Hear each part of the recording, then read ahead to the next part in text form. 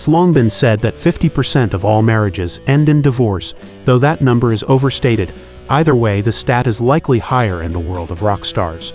Successful musicians can make it work. In fact, we've previously highlighted some of the many rock star marriages that stood the test of time.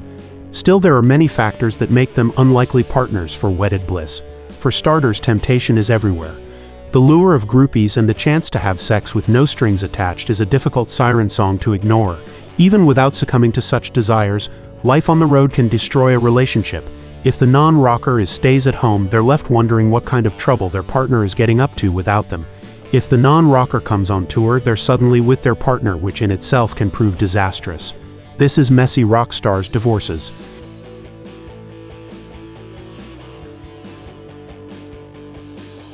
Paul McCartney and Heather Mills.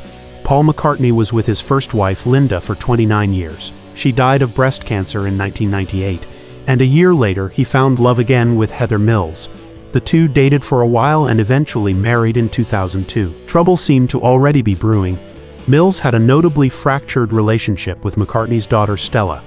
McCartney and Mills welcomed daughter Beatrice a year after the wedding. Then the relationship began to fall apart. The couple separated in 2006, setting into motion a long and contentious divorce. A judge ruled that McCartney was consistent, accurate, and honest in his evidence, while Mills was not just inconsistent and inaccurate but also less than candid. McCartney was nevertheless ordered to pay Mills $48.7 million and $70,000 a year in child support.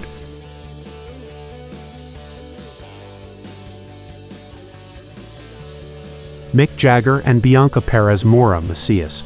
The romance between Mick Jagger and Bianca Perez Mora Macias was a whirlwind. They met after a Rolling Stones concert in 1970 and were married less than a year later. Macias had refused to sign a 28-page prenuptial agreement. Then she went to their honeymoon suite alone as Jagger partied until 4 a.m. with their star-studded guests. In hindsight, these seem like obvious red flags, but the Jaggers spent the bulk of the 70s as a celebrity it couple. Still, marriage didn't slow down his partying ways or his wandering eye.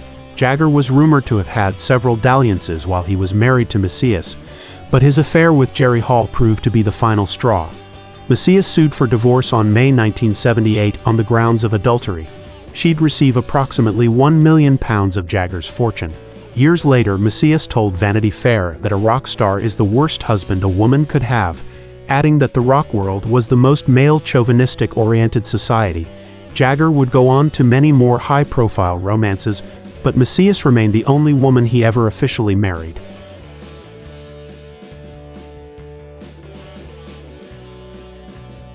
Sonny and Cher. To the world, Sonny Bono and Cher seemed like the perfect couple through the 60s and early 70s. They had hit songs together, a hugely successful variety program, and always seemed happy. As it turned out, much of this was for show. They certainly started this relationship deeply in love, but fame, which arrived with I Got You Babe in 1965, the same year they were married, proved to be a double-edged sword. Most notably, Bono was unable to remain faithful. Cher told Parade stardom made Sonny a huge womanizer. So Sonny and Cher remained husband and wife even after they both started seeing other people. By 1974, however, both sides had had enough. Cher filed for divorce and became infuriated when she discovered that Cher Enterprises, the company formed by Sonny, was 95% owned by her husband. Cher had no ownership of their assets, and her contract stipulated she couldn't take jobs without Bono. A legal battle ensued, with Cher referring to her marriage to Sonny as involuntary servitude. The divorce was finalized in 1975. Sonny and Cher seemingly mended fences years later and stayed close friends through Bono's death in 1998.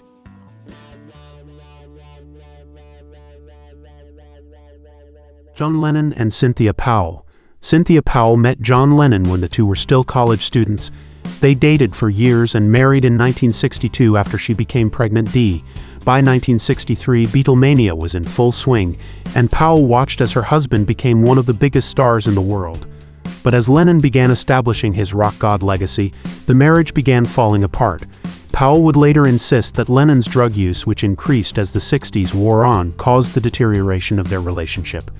The couple famously went to India with the rest of the Beatles, and Lennon confessed to a long list of affairs, ranging from nights with groupies to trysts with celebrities. Then Powell later came home and found her husband half-naked with Yoko Ono. It was clear the marriage was finally over.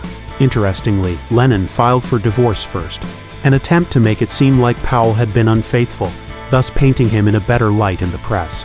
Infamously callous at times, Lennon was harsh toward Powell during their divorce proceedings, at one point saying she should be grateful for the £75,000 he was offering her. The sides eventually reached an agreement, a lump sum of £100,000, an annual £2,400 payment, and custody of their son Julian.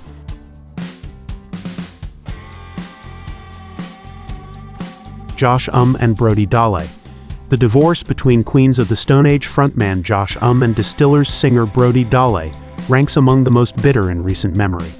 The couple split in 2019 after 14 years of marriage, as both sides accused the other of domestic violence and emotional abuse.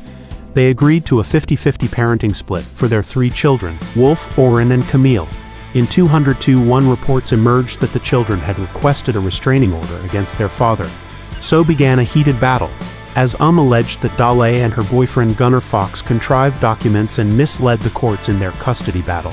In 2022, and his children got a 5-year restraining order against Fox. In 2023, they got a 2-year restraining order against Dalle, though she was still allowed supervised visitation with the kids. The goal of the Los Angeles family court system, and Joshua's sincere hope, is that the conclusion of this matter will result in the ability for both and Dalle to co-parent their children peacefully. Lawyers said in an official statement, after he was awarded temporary full custody.